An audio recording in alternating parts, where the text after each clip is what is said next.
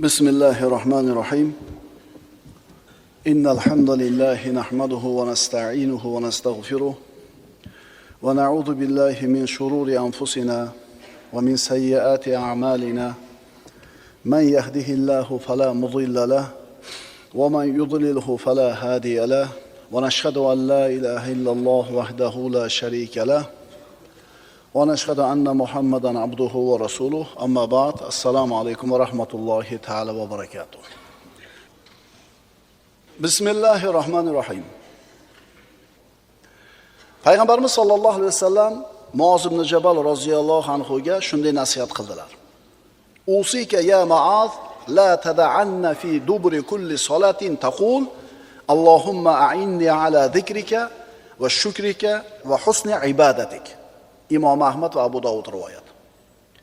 Rasululloh aytdilar: "Ey Muoz, men sizga har namozni ortidan Parvardigor seni zikr qilishda, senga shukr qilishda va senga go'zal tarzda ibodat qilishda menga yordam ber" deb aytishingizni vasiyat qilaman. Bizdan sodir bo'layotgan har qanday yaxshi amal Alloh taoloning tavfiqi bilangina amalga oshadi. Tavfiq Alloh tomonidan bo'lgan yaxshi amallarga berilgan ilhom. Alloh taolo sizni yo'llab turishligi, Alloh taolo sizni o'zingizni holingizga tashlab qo'ymasligi. Mana shu tavfiq deyiladi.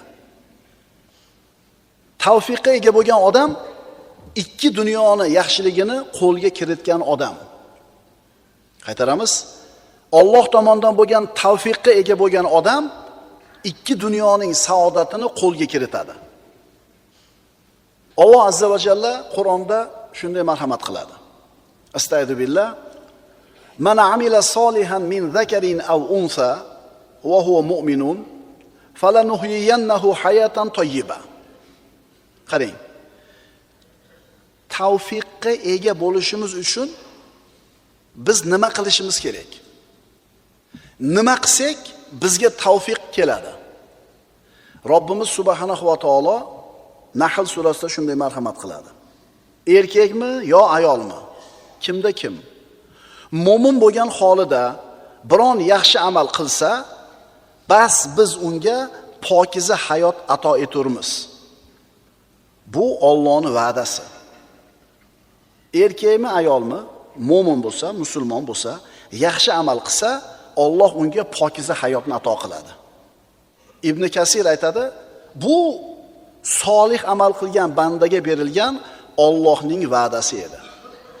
Solih amal sizga tavfiq kelishligining sababi ekan. Qancha savobli solih amalingiz ko'p bo'ladi, shuncha tavfiqqa ega bo'lasiz. Solih amal nima? Solih amalda nimani aytamiz?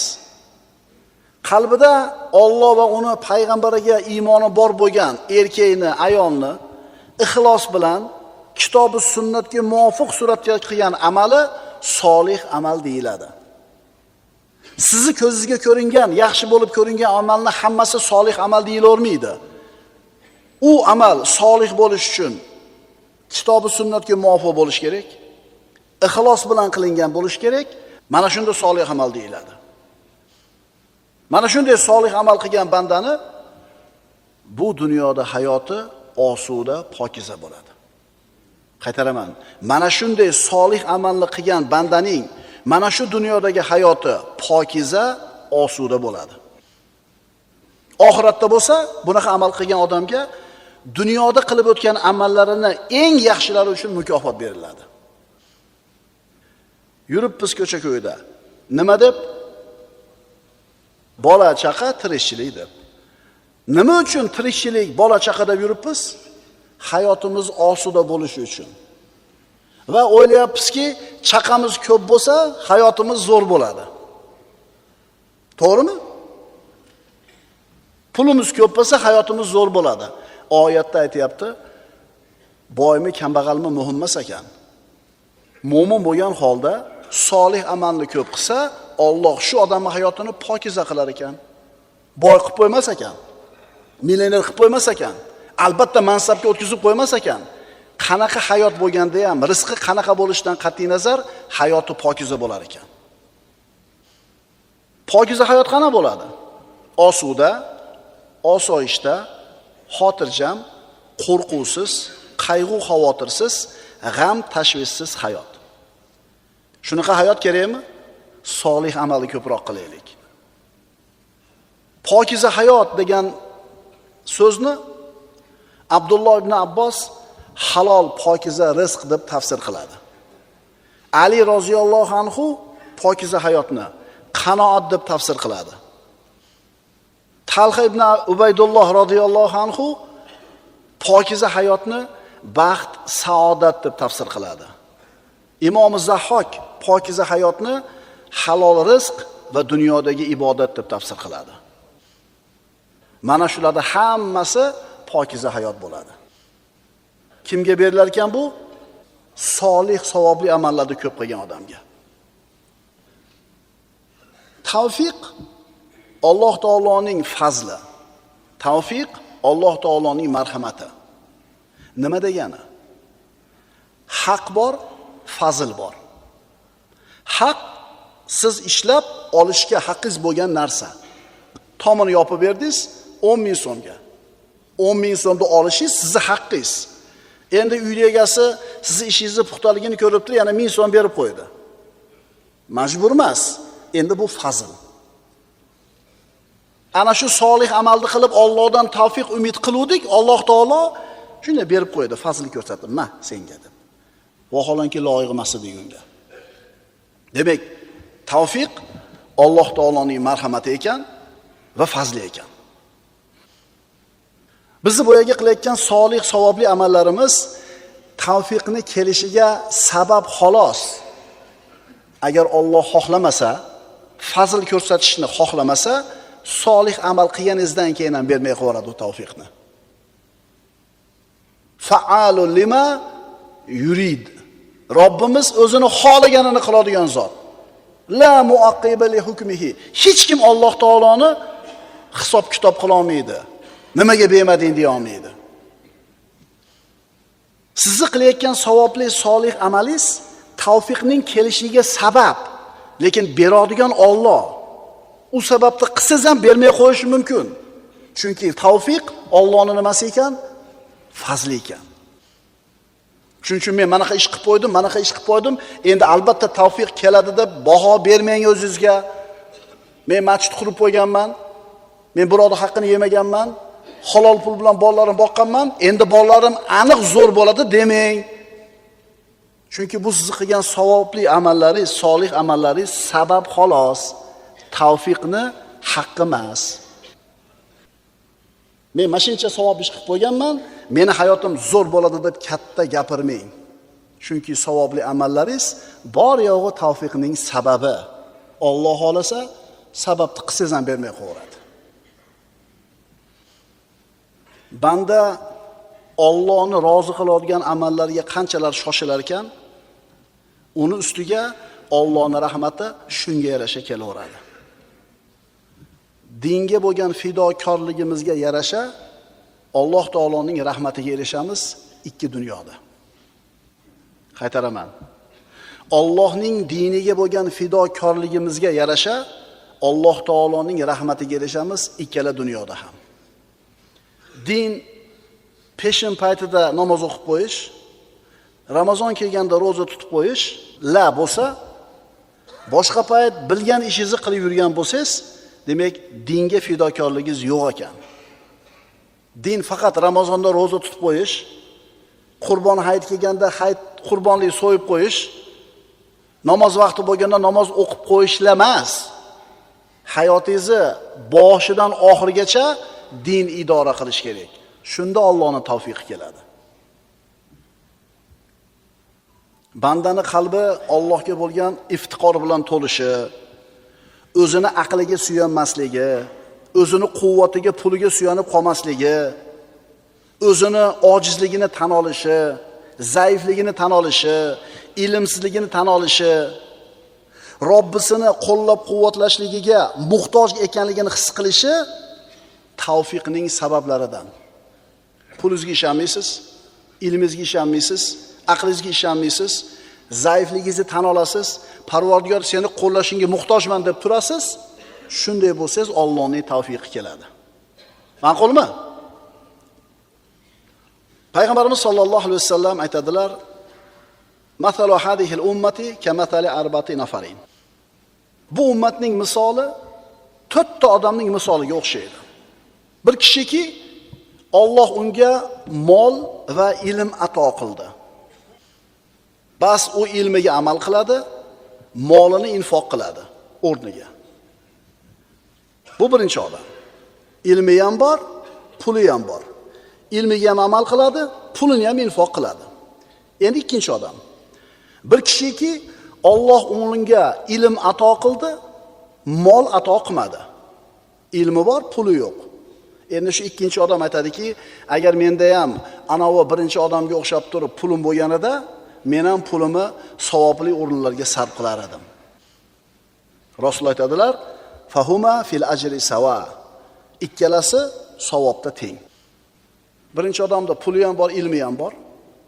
Ikkinchi odamda puli yo'q, ilmi bor. Birinchi odam ilmiga amal qilyapti, pulini sarflayapti o'rniga. Ikkinchi odamda puli yo'q.